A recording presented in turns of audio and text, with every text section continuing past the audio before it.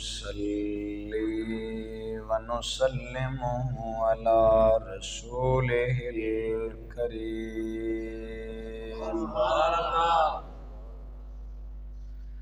وعلى آله وأصحابه أجمعين.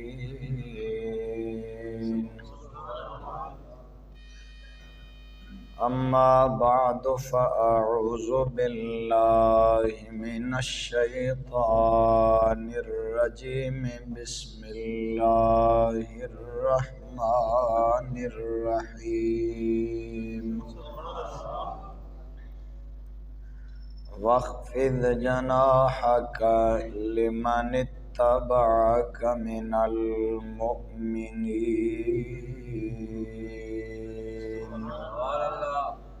وفي مقام آخر وإنك لعلى خلق عظيم. آمنت بالله صدق الله العظيم. صدق وبلغنا رسوله النبي الأمي الحبيب الكريم. درود پاک. اللهم صل على سيدنا ومولانا محمد وعلى آل سيدنا ومولانا محمد وبارک وسلم علیہ. بآواز بلند پڑھ لیجیے. الصلاۃ والسلام علیک یا سیدی یا رسول اللہ.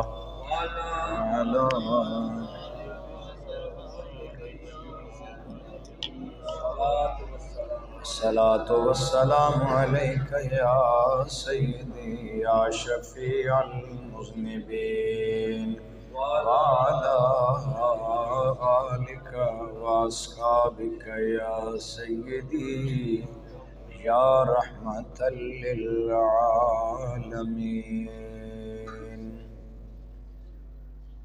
منگتے خالی ہاتھ نہ لوٹے، کتنی ملی خیرات نہ پوچھو.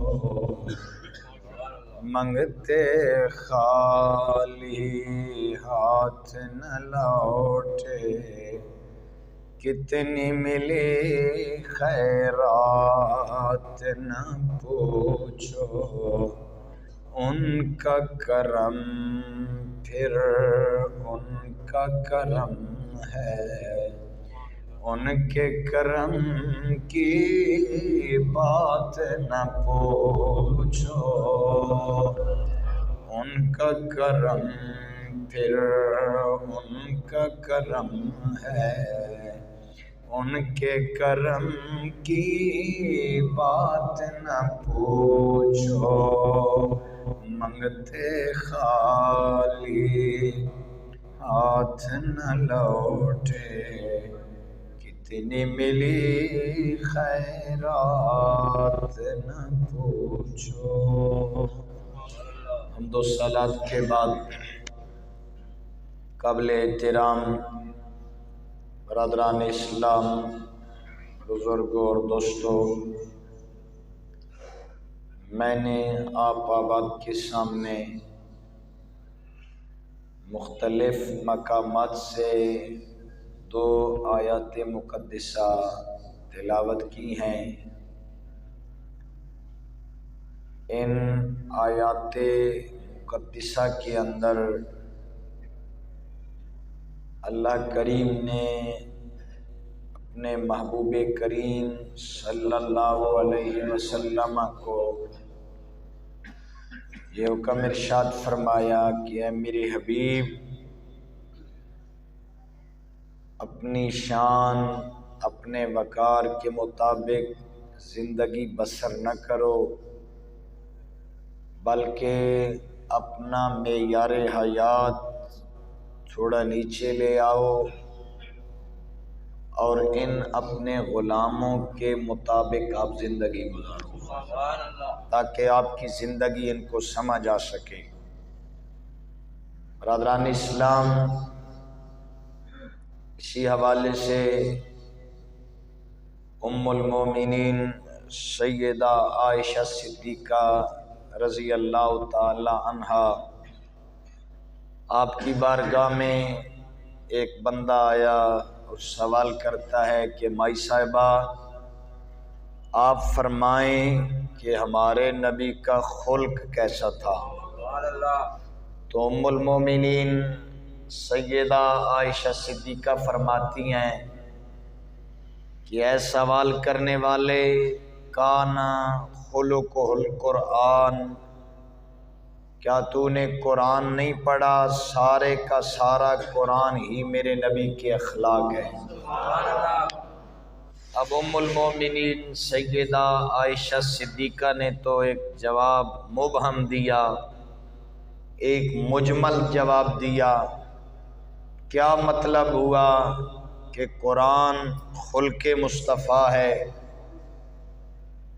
اس گرہ کو محدثین کے امام حضرت عبد الرؤف مناوی رحمۃ اللہ تعالی علیہ، بہت بڑے محدث ہیں، آپ نے کھولا۔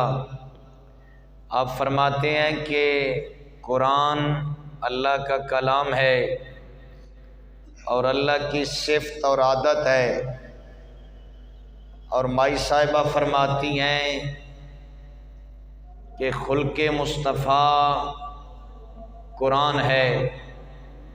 تو کیا مطلب ہوا؟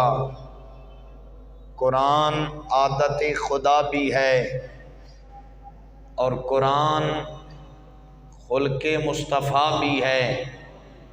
ان دونوں چیزوں کو ملایا جائے تو حضرت عبد الرؤف مناوی رحمۃ اللہ تعالی علیہ آپ فرماتے ہیں کہ سمجھ یوں آتی ہے کہ جو عادت خدا کی ہے وہی عادت مصطفیٰ کی ہے۔ اب اللہ کریم کی کیا عادت ہے؟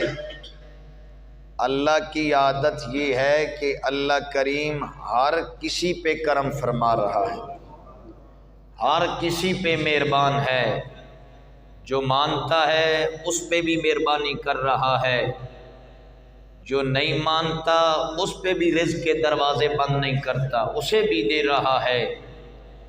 تو لہٰذا اللہ کی عادت یہ ہے، اللہ ہر کسی پہ کرم فرماتا ہے، اور قرآن کریم کے اندر فرمایا وَلَوْ يُؤَاخِذُ اللَّهُ النَّاسَ بِمَا كَسَبُوا مَا تَرَكَ عَلَىٰ ظَهْرِهَا، اللہ فرماتا ہے اگر اللہ کی ذات تمہیں پکڑے، تمہاری گرفت کرے، تمہارے گناہوں کی وجہ سے، تمہاری نافرمانیوں کی وجہ سے، ما ترک علی ظہرہا، کوئی بھی ایسی ذات نہیں ہے جو تمہیں خدا سے چھڑا سکے، لیکن کمال مہربانی یہ ہے کہ اللہ کریم ہمارے تمام تر گناہوں کے باوجود بھی اپنے نبی کو فرماتے ہیں نبئ عبادی انی انا الغفور الرحیم۔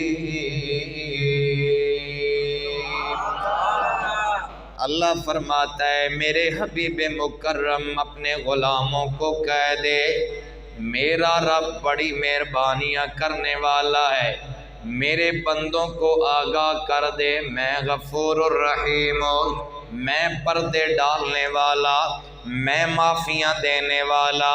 لہٰذا میرے بھائی اللہ کی عادت یہ ہے، اللہ کریم ہر کسی سے نبھا رہا ہے، اس کی وجہ یہ ہے کہ اللہ رب العالمین ہے، اور کملی والا نبی بھی ہر کسی پہ کرم فرما رہا ہے، کیونکہ جیسے رب العالمین ہے ایسے ہی نبی رحمت للعالمین ہے۔ اس طرح رب جن عالمین کا رب پالنے والا ہے، انہی عالمین کو رحمتیں تقسیم کرنے کے لیے آمنہ کو لال آمنہ کے لال کو بھیج دیا ہے، اس لیے نبی بھی ہر کسی پہ کرم فرما رہا ہے۔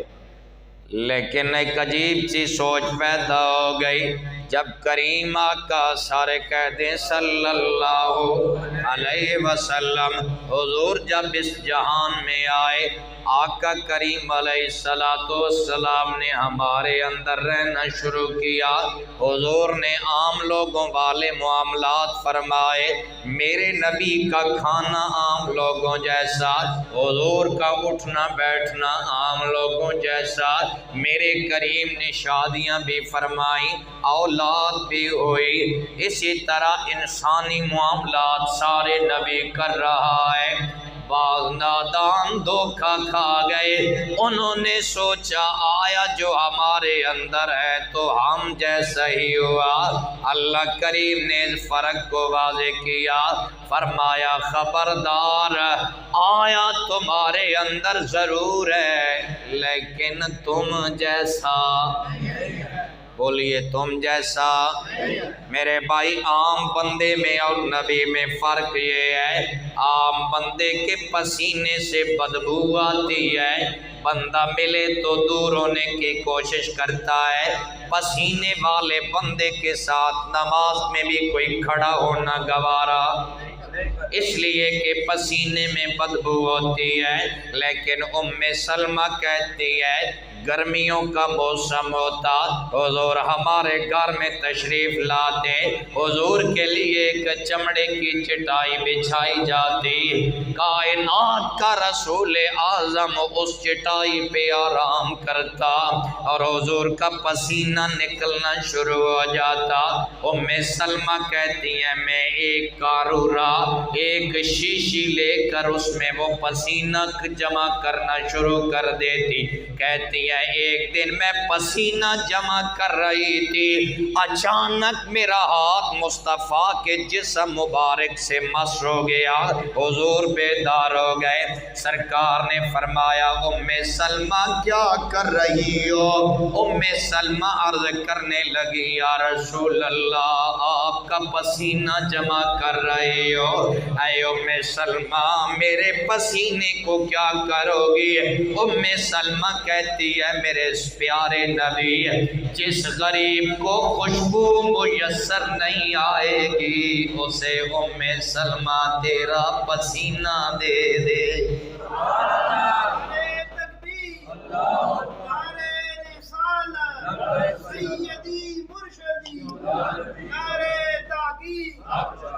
پنجابی چاہتے ہیں بیڑے رونے نالو چپ چنگی ہوندی، یا مرنا نہیں نارت یا مرنا تے پھر ان پتہ لگے حضور دے غلام بیٹھے ہن مرواؤ نار پتہ لگے۔ نعرہ تکبیر، نعرہ رسالت، نعرہ حیدری۔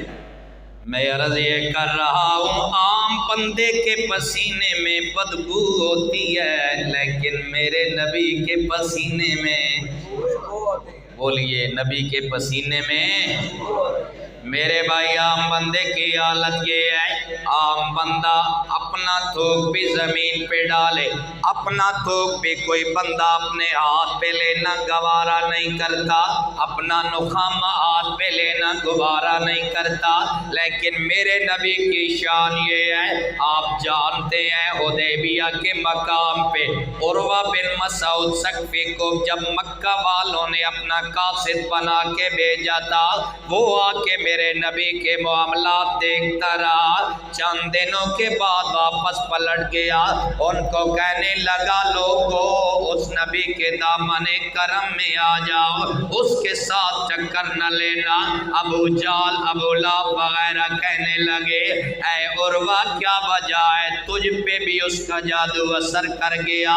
اس نے کہا نا میں بڑے بڑے لیڈروں کے درباروں میں گیا ہوں لیکن میں نے جتنی تعظیم مصطفیٰ کی دیکھی ہے اتنی کسی لیڈر کے ماننے والے اپنے لیڈر کی تعظیم نہیں کرتے۔ جتنی تعظیم مصطفیٰ کے غلام کرتے ہیں بھائی، کتنی تعظیم کرتے ہیں میرے بھائی. ابھی عروہ نے کلمہ بھی نہیں پڑھا، ابھی غیر ہے، لیکن جادو وہ ہوتا ہے جو سر چڑھ کے بولے، تعریف وہ ہوتی ہے جو دشمن کرے. ہے دشمن لیکن کہہ رہا ہے لوگوں مصطفیٰ کے غلام اتنا پیار کرتے ہیں، وہ تھوک زمین پہ ڈالنا چاہتے ہیں، غلام نیچے ہاتھ رکھ لیتے ہیں. وہ نوحامہ زمین پہ ڈالنا چاہتے ہیں، غلام نیچے اپنا ہاتھ رکھ لیتے ہیں، اسے برکت سمجھتے ہیں. جسے وہ میسر آتا ہے الحمدللہ، جسے میسر نہ آئے وہ اس ہاتھ سے اپنا ہاتھ مس کر لیتا ہے جس سے مصطفیٰ کا لواء لگا ہوتا ہے. کہتا ہے لوگوں اتنی تعظیم میں نے کسی لیڈر کی نہیں دیکھی، لہذا میرے بھائی پتہ چلا نبی ہمارے اندر آیا ضرور ہے لیکن ہم جیسا، بولیے ہم جیسا نہیں ہے. آئیے میرے کریم آقا کے ایک اور غلام ہے، حضور نے پاجامہ کرایا، پچھنے لگوائے، میرے نبی کا خون مبارک نکلا.